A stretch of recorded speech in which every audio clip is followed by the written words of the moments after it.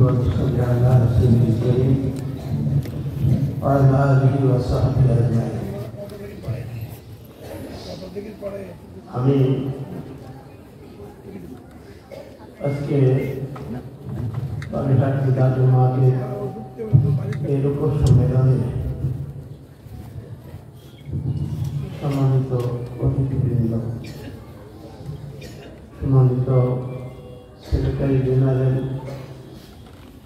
কেন্দ্রীয় সাংগঠনিক সেক্রেটারি, অঞ্চল পরিচালক, অঞ্চল সহকারী পরিচালক, নেতৃবৃন্দ, উপস্থিত অংশগ্রহণকারী সুধীবৃন্দ, কোনো ভাই এবং আমি শ্রদ্ধার সাথে স্মরণ করছি আমাদের প্রিয় নেতা, যিনি মজলুম অবস্থায় কারাগারে জীবন দিয়েছেন, উপমহাদেশের শ্রেষ্ঠ মুহাদ্দিস মাওলানা আবুল কালাম মোহাম্মদ ইউসুফ, আমাদের প্রিয় নেতা মুফতি মাওলানা আব্দুস সাত্তার, আমাদের প্রিয় নেতা শহীদ মাওলানা গাজী আবু বকর সিদ্দিক, আমাদের প্রিয় সন্তান শহীদ মানজার শহীদ আব্দুল নজির, আমাদের প্রিয় ভাই কারি মাসুদুর রহমান, শহীদ আবু সাইদ মরণ, সুলতান মন্দির সহ যারা জালিমের আঘাতে দুনিয়া থেকে বিদায় নিয়েছেন, জালিমের অত্যাচারের মধ্যে থেকে বিদায় নিয়েছেন, তাদের শ্রদ্ধার সাথে স্মরণ করছি তাদেরকে, যারা দেশের স্বাধীনতা ফিরিয়ে আনার জন্য রাজপথে জীবন দিয়েছে, তাদের শাহাদাত কামনা করছি। যারা অসুস্থ হয়ে এখনো হাসপাতালে চিকিৎসাধীন রয়েছে, তাদের প্রতি আল্লাহ রহমত কামনা করছি। প্রিয় ভাইরা, আল্লাহ রাব্বুল আলামিন আমাদেরকে জান্নাত দিয়েছেন।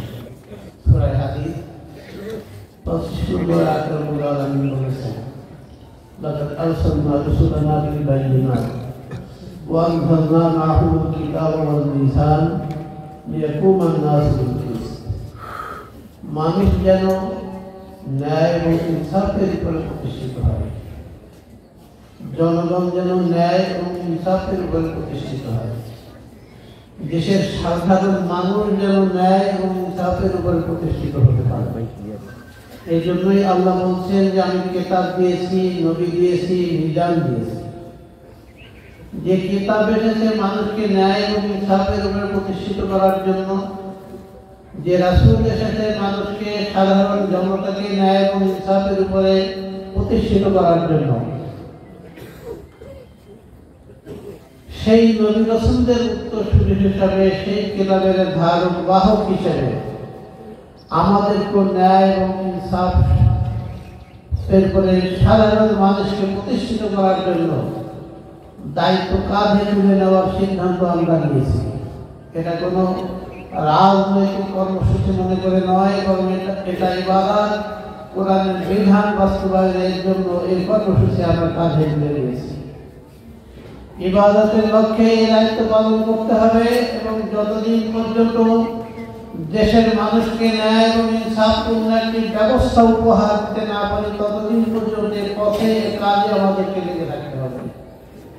এটাকে যদি কেউ রাজনীতি মনে করে, সে রাজনীতি মনে করুক, কিন্তু এটাকে আমার দিনের কাজের অংশ আমাকে মনে করতে হবে।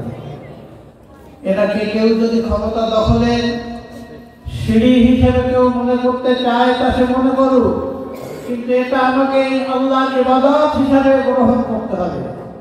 আমি আমার প্রিয় ভাই এবং বোনদেরকে,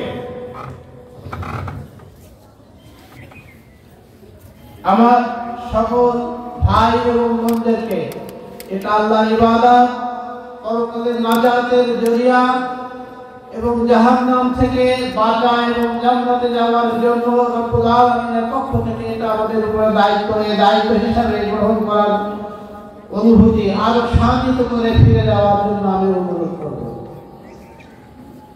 আমি আজ যে কথাটি বলে আমার কথা শেষ করতে চাই,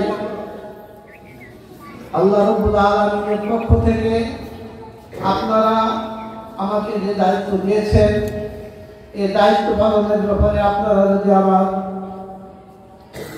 পাশে, আমার হাত হিসেবে, আমার ডান হাত বাম হাত হিসেবে যদি আপনারা আমাকে সহযোগিতা করেন, তাহলে দায়িত্ব পালন করা সম্ভব। বিশেষ করে আমি অনুরোধ করব, রোকনদের মধ্যে নিরপেক্ষতা বজায় রাখার ব্যাপারে যদি আমার মধ্যে কোনো ভুল ত্রুটি আপনাদের চোখের সামনে ধরা পড়ে, আপনারা মেহেরবানি করে আমাকে সোজা করে দেবেন। আল্লাহর আনুগত্য, রাসূলের আনুগত্যের ব্যাপারে, সংগঠন পরিচালনার ক্ষেত্রে, সংবিধান মেনে চলার ক্ষেত্রে যদি কোথাও কোনো ত্রুটি আপনারা আমার মধ্যে লক্ষ্য করেন, আপনারা সমালোচনার চাবুক দিয়ে আমাকে সোজা করে ছাড়বেন। আপনারা যদি এখানে সমালোচনার চাবুকের আঘাত আমার উপরে হানতে কৃপণ হন, তাহলে সংগঠন ক্ষতিগ্রস্ত হবে, আমি ক্ষতিগ্রস্ত হব, দিন ক্ষতিগ্রস্ত হবে।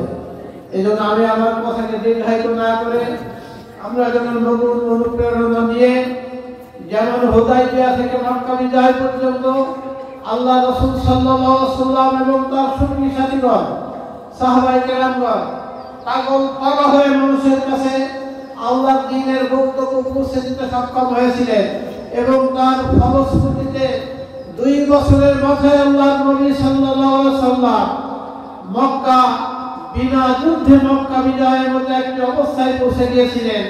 আমরা যেন আজকের এই সময়টাকে আমরা সেই 2 বছরের মতো নবী সাল্লাল্লাহু আলাইহি ওয়াসাল্লাম এবং সাহাবায়ে কেরামদের মতো ভূমিকা রেখে যেন আমরা আল্লাহকে বিজয়ের দ্বার প্রান্ত দিয়ে যেতে পারি, সেই তৌফিক কামনা। আসসালামু আলাইকুম ওয়া রাহমাতুল্লাহি ওয়া বারাকাতুহু।